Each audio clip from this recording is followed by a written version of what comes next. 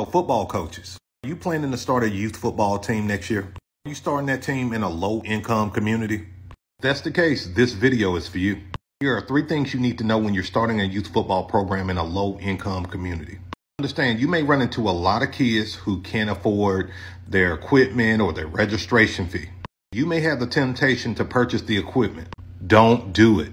You may want to work with the parents on the registration fee or paying half, but you want them to purchase the equipment. And here's why. When parents don't invest in their kids, whether it's equipment or registration fee, guess what?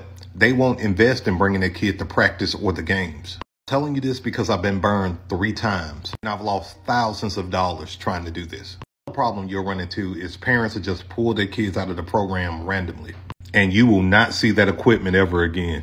All right, number 2.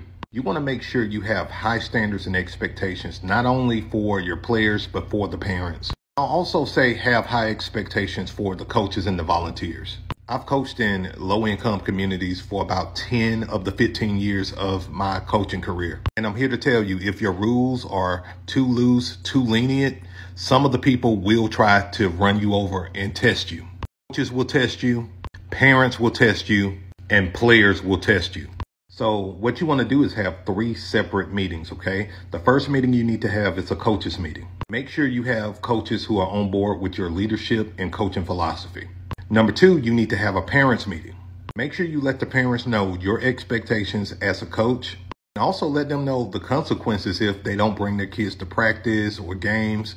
And I'm real strict. So, I will have a kid not play a half or something like that. And if it gets really bad, the kid just won't play at all. At the end of the day, you're trying to build character. And you want to make sure the kids and parents understand that there are consequences to certain decisions. I want my players to understand that once you become an adult, if you're not showing up consistently on time for work or at work, period, you're going to get fired. It's all about character building. Number 3, this goes without saying, but you want to make sure your players are on board and know your expectations. The faster you can build a culture of excellence, the better.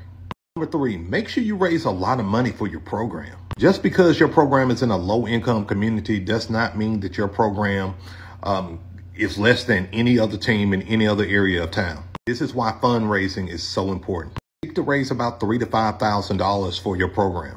This will allow you to have really nice jerseys. Something I love to do is have spirit packs. This consists of like a dry fit shirt and shorts. If you have extra money, get the kids backpacks. Don't forget to invest into the girls as well. Create a cheerleading program. It's going to help your football team to grow. Follow me for more high-value coaching tips. Click the link in the bio if you need my help creating your own youth football program.